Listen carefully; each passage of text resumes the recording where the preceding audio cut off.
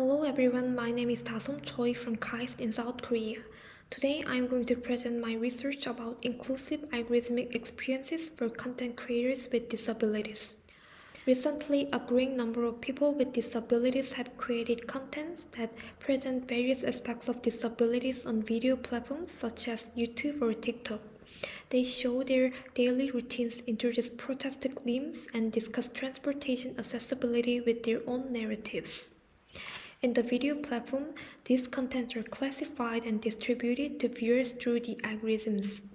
Therefore, to spread their content to the desired audiences, creators with disabilities interact strategically with algorithms by adjusting titles, descriptions, or thumbnails. However, recent studies have pointed out that the algorithms have inherent risks of providing non or less inclusive experiences to users with disabilities. For example, some researchers found that several existing natural language processing models evaluate disability as more harmful term. As such, algorithms that either contain biases or are not sensitive to disability topics can negatively impact the algorithmic experiences of creators with disabilities. Despite these critical points, studies on these issues are still lacking. Therefore, in this study, we aim to explore how inclusive are the current algorithmic experiences for creators with disabilities.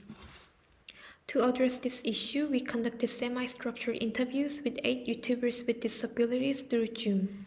And through this study, we tried to answer these following questions, like what unique goals do creators with disabilities have?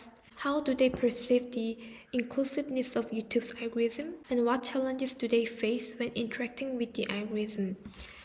Before conducting interviews with participants, we analyzed the characteristics of 9 channels and 551 videos through content analysis. And we applied those research to prepare customized interview questions. Then we organized the interview in 3 main stages. First, we began our study by asking participants over experiences as YouTubers. Second, we asked participants to work through their YouTube activities as creators. Participants share their computer screens and step through the process of uploading videos and reviewing the analysis of uploaded videos. Last, we asked more directly about the algorithmic experience related to disabilities. Through the study, we found 4 major findings. Here, we introduce a couple of these in detail. First, we found that participants had various goals as YouTubers. Some participants wanted to offer information and social support for people with disabilities. Some other participants desired to convey diverse representation of disabilities. Participants created various videos that reflect those goals and analyzed how their videos were spread to viewers. And based on their analysis, they established their own strategies to work with the algorithm. As a one strategy, participants who wanted to reach as many people as possible have created a video associated their disabilities to popular topics on YouTube. For example, one of our participants generated videos discussing her disability while doing makeup with popular cosmetic products. As participants interacted with algorithms to achieve their goals, they could form perceptions of how the YouTube algorithm deals with disability in distributing their content. Surprisingly, none of our participants felt that the algorithm discriminated about disability-related topics or creators with disabilities. Despite this perception, some participants were disappointed that it was difficult to achieve their unique goal within the current algorithmic system. For example, some participants aimed to show the public various aspects of disabilities. However, they discovered that algorithms which work based on viewer search history and interest seldom spreads disability videos to people indifferent to disabilities. And they expressed that it's not wrong, but they're quite disappointed. We could also find some challenges our participants face in their YouTube algorithmic experience. Some participants reported that many YouTubers produce provocative content about disability, such as someone pretending to have a disability and begging for money from passerby, and they were upset that those videos garnered relatively high views. However, at the same time, some participants were tempted to create provocative videos by distorting or exaggerating disability identities. It is because they think that they can benefit from algorithms by benchmarking the topic of highly viewed videos. Two of our participants actually uploaded videos with the provocative titles, which are Tic Disorder Ready to Die and YouTuber with vision impairments in his 30s gives up everything. They baited viewers, and as they intended, those videos received relatively high number of views. However, both participants were frustrated that they ruined the value of promoting disability awareness that they initially sought. Another challenge was when the content moderation algorithm filtered some participant disability-related content.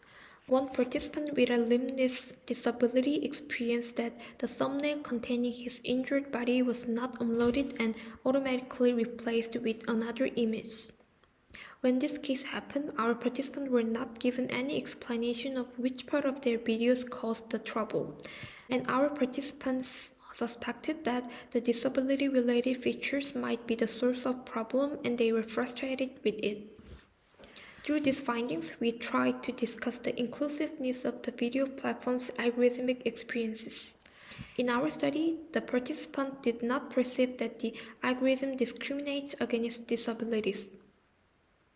However, according to the previous study, the inclusive AI system not only makes fair decisions for all groups but also should consider users' diverse contexts, needs, and expectations. Taking this perspective, we could observe that some participants were frustrated by the difficulty of delivering content to desired potential audiences, and some participants even negotiated their original disability identities to benefit from algorithm. In light of these cases, the current video platform seems to provide a less inclusive algorithmic experiences that does not consider the context and values of creators with disabilities. Based on this discussion, we now propose several implications for designing an inclusive algorithmic experiences that could reflect the creator's value.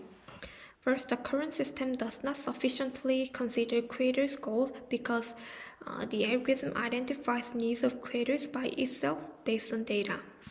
So we suggest that the system could provide creators with a space to directly write statements about the values and goals they want to pursue in their channel. Second, creators often forget their original value and negotiate their identities in order to benefit from the algorithm and get more views. Therefore, we propose to amplify the invisible voice of audiences rather than measurable metrics such as view counts and deliver it to creators. For example, the system can provide a channel where audiences write reason for their likes or dislikes. Lastly, the platform should prevent the algorithms from misjudging or filtering the unique characteristics of people with disabilities. For this, disability-specific data should be collected for training the algorithms. So we suggest that the system can provide a window for receiving disability-specific cases from their users. This is the end of my presentation, and thank you for listening. If you have any questions, feel free to contact me through email.